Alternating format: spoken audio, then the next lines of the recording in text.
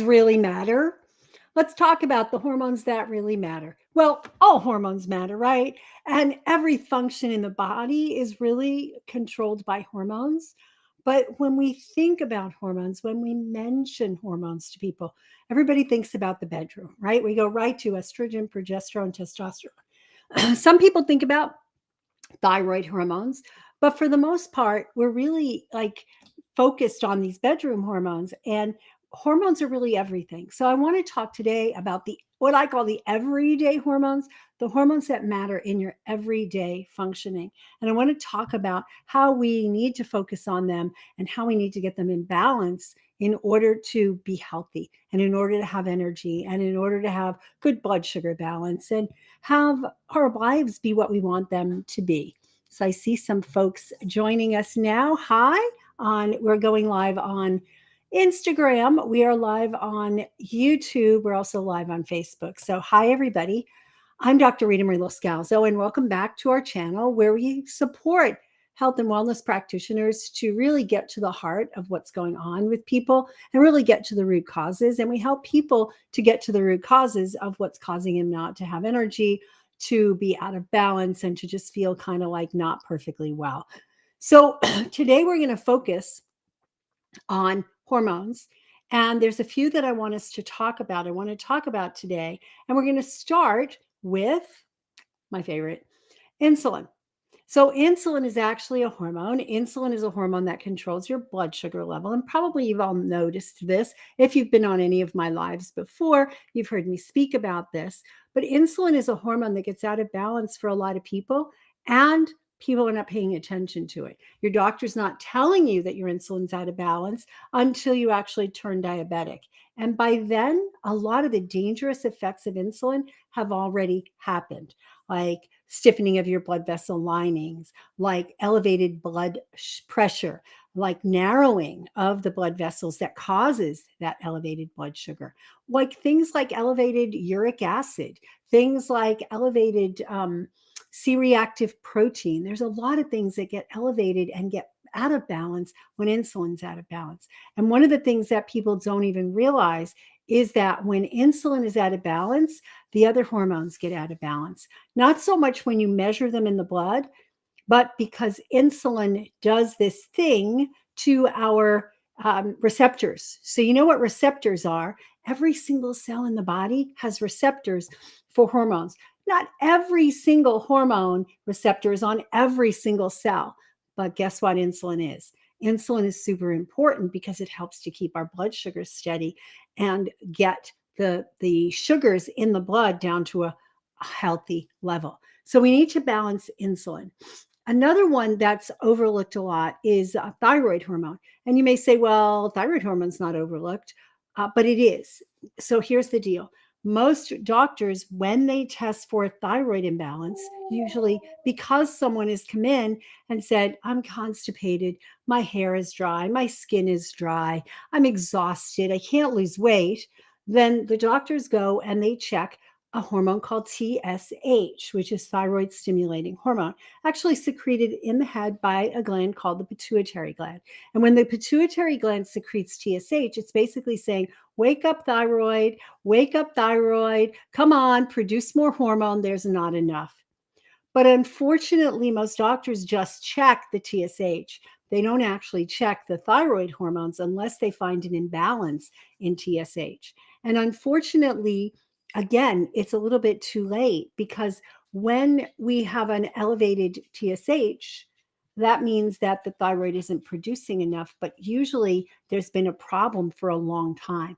So when we're looking at thyroid, it's a very important hormone for metabolic rate, for the heat of the cells. One of the reasons that people get overweight and can't lose weight when the thyroid's out of balance is, of course, because it controls the metabolic rate of every cell. And when the metabolic rate goes low, we don't burn as much fuel. And guess what we do? We pack it on. We pack it on around the middle. We pack it on around the butt, pack around on the legs. So thyroid's super important hormone, especially when it comes to energy and weight. Same thing with insulin, actually, very important for energy and weight. So, on the other hand, there are other hormones that you may not have heard of that are super, super, super important. And one is, well, cortisol. And I think more and more people are hearing about cortisol. So let me step back a second when I talk about thyroid, because thyroid hormone is super important and there's different ones. The thyroid gland, which lives in the neck, actually produces T4. When it produces too little T4, then we could have a problem because the T4 is supposed to get converted to T3, which is the active form. And when the T3 goes low, we don't have enough energy at the cellular level. So we could have perfectly fine T4 and perfectly fine TSH, but if the T4 is not getting converted accurately or adequately into T3, then there's a problem. We're going to have low energy. So this is something that's often overlooked. It's what's called the thyroid conversion problem, under conversion. We need to have T3 because T4 is not active. T4 is just kind of the storage form. T3 is actually active and gets into the cells. And the third hormone that I want to talk about today is one called cortisol. And cortisol is secreted by the adrenal glands when there's stress. And what happens in our day and age right now, where there's a lot of stress and there's a lot of mental, emotional stress, not so much stress of tigers chasing us. And so what happens is when we're under stress, whether it's job stress, financial stress, health stress, kids in school stress, anything at all that's stressful, we end up with the cortisol levels going up. And I'm going to tie all three of these hormones together. So when cortisol goes up, it's intended to help you run away from a tiger, from a bear, from a lion, from some physical stress, some life-threatening stress. And it's super important that you have the energy to get away from this life-threatening stress. And so one of the jobs of cortisol is to mobilize sugar from the storage, from the liver as glycogen, from the muscles as glycogen, from the muscles as protein. And whatever proteins happen to be in the blood can be converted into sugar via gluconeogenesis. And there's specific amino acids that are more effective at getting converted. They're called branch chain amino acids. So what we need to look at is what are the effects and the interactions between these three hormones? And they're pretty intense, the interactions between them.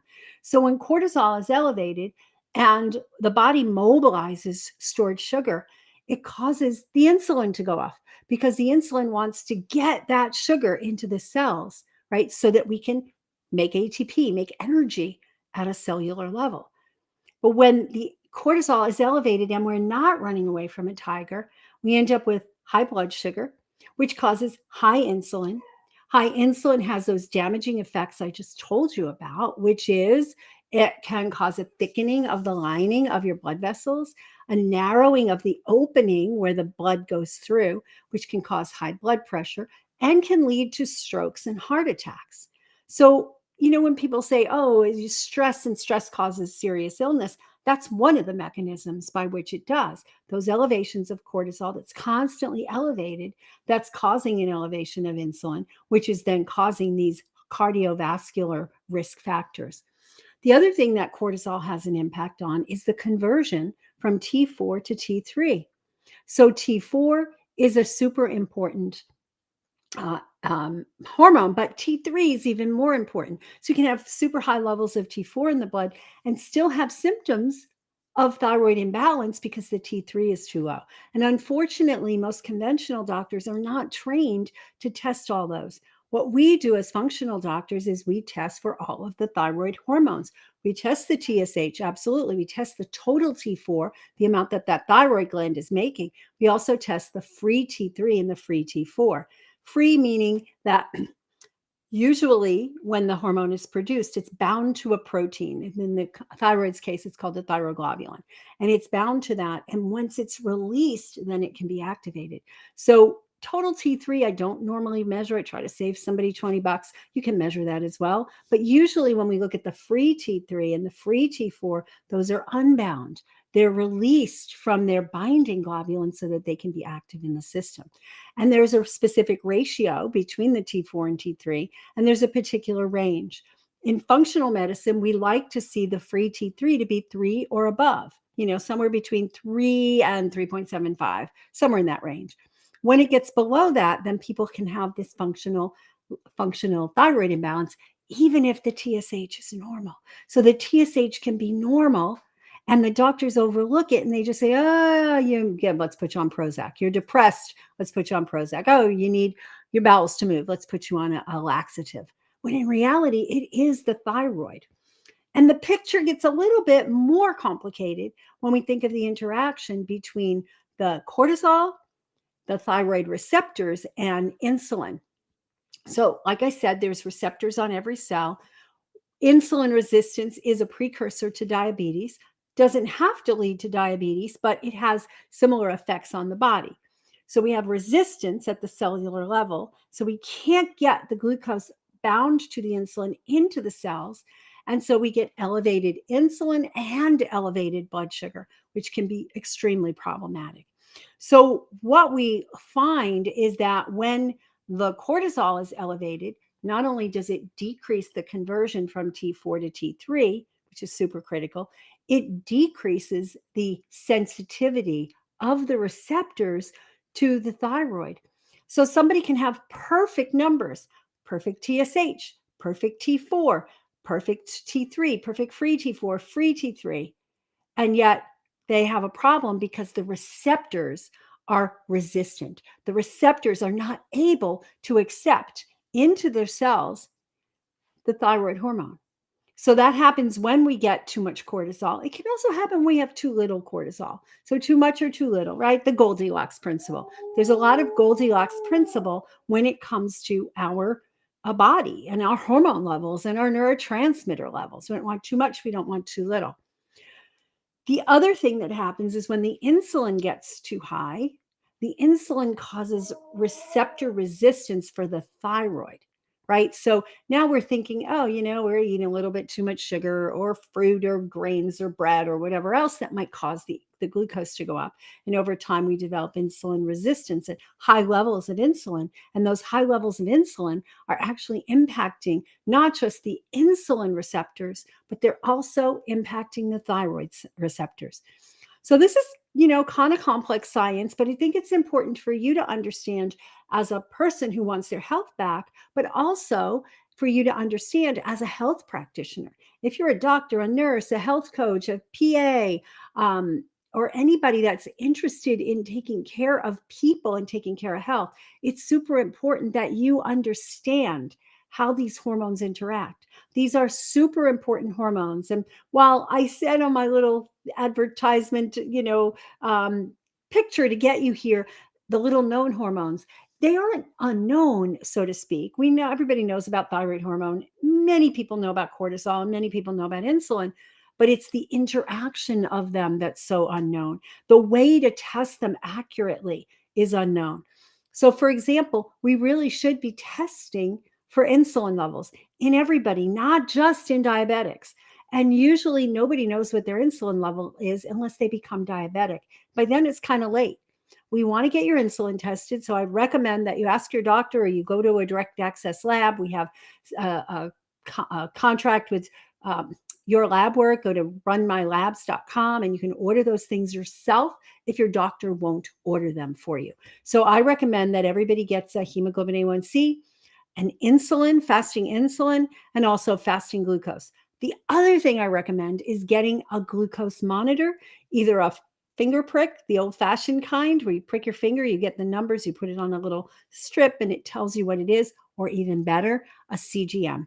We'll talk more about CGMs because I think there's a lot of misunderstanding about them and how you can get them. And you can get them even without a prescription through a couple of different companies. So we'll put those, if you're interested in finding out about those, put a note in the chat and we'll get somebody to put some links in there. So hormones, right? Hormones control everything. I talked about 3 of them today. I talked about insulin and cortisol and thyroid hormone. If you want to get healthy, if you want to help your patients get healthy, you can't ignore testing these appropriately. We can't ignore testing insulin until somebody's already diabetic. We can't ignore testing all the T4, T3, the free T4, free T3. And one more thing, we'll talk about that on another, is the antibodies, thyroid peroxidase and antithyroglobulin. And those are so critical because it's basically a signal that the immune system is attacking the thyroid or the thyroid receptors and causing it to appear that you have problems with your thyroid. In reality, autoimmune thyroid is actually an immune system problem and needs to be addressed that way. And we do something we call the 5-step framework for reversing autoimmune conditions. And it can be reversed despite what other doctors might be telling you. And that's it for now. I really appreciate you being here and being interested in health. I'm passionate about helping people get their health back. So go ahead and comment below, subscribe to the channel, or follow us if you're on Facebook or Instagram. If you're on YouTube, subscribe, and that way you'll get notified whenever we go live. And I'd love to hear what you're interested in by putting it in the chat. And I'm going to see if there's any messages here in my chat right now. And I can see the ones on Instagram. I cannot see the ones. Here we go. All right. Amatma. Hi, Amatma. Amatma is a fertility doc. Hi, glad to see you here. These are important, right? You probably admit that you don't ignore these because you're a well-trained functional type naturopath. So I appreciate you being here. Thank you so much. So for those of you on, thank you. Great question, Travel Queen. What's the optimal insulin level? I have suspected suppressed TSH and low end free T3 and free T4. So optimal insulin is actually between 2 and 3. We can, you can get away with 2 to 5, but really ideal is between 2 and 3. And that's what the studies show. That's what the functional medicine labs all report back to us. And as far as your TSH, suppressed TSH, when your T3 and T4 are both low, that's common. No, that's not common. You want to look at your pituitary because TSH is a signal to produce more thyroid hormone. And normally when it's elevated, it means the pituitary is trying really, really hard to get the thyroid to produce, and it's not. And that's classical, the way a hypothyroid would present. If somebody has a hyperthyroid, the thyroid's overproducing hormone, you're going to see low TSH with high levels of T3 and T4. So I would look into the pituitary as being a part of your problem. Yeah, thank you for posting that because it is unusual. I'm going to just see if there's anybody else. I see a whole lot of you here. Hello, hello, hello. Thank you for being here. Quite a few of you. If you have any other questions, put them in the chat and I'd be happy to. I see Bernadette and Melinda, Andrea, Michelle, lots of good people here. Lots of people I recognize and some I don't. So put your notes in the comments on Instagram and put your notes in the comments on the Facebook and or YouTube. It looks like Instagram just faded out for a second, but absolutely good thing to look. Suppressed TSH and low and free T3 and free T4. Yeah, so ideal ranges for the TSH, below 3, 2 to 2.5 might be the better range to be. 1.5 to 2.5. Too low and too high are not too good. T3 free, I like to see it between like 3.75. For free T4, I like to see it somewhere a little bit around like 1-ish, 1 to 1.5. And the total T4, minimum 6 to 12 is a range, but somewhere in the middle of that range. And antibodies, 0, 0, 0, or, as close to 0, under 10 for sure. Is low. So low T3 is probably resistance, not convert. No, if low T3, then it's more likely to be a conversion issue. But here's the deal. You can't measure on lab the resistance. It's just the cells are not reporting back properly. So what I look at is oftentimes vitamin A is low and homocysteine is high. And if you can get the vitamin A up and the homocysteine down, then those receptors are going to work better. And also cortisol, too high a cortisol and too low a cortisol. Yeah, I get it, Amatma, totally. So I think that's all the questions I have. So stay tuned. And if you have particular areas and things that you want to learn more about, whether you're a health practitioner looking to, do a better job of helping people to get well, or whether you are a person looking to get your own health back, put them in the comments and we'll get out there and we'll check for them. And I will see you on the next video. Go ahead and subscribe and we'll talk to you soon. Bye-bye.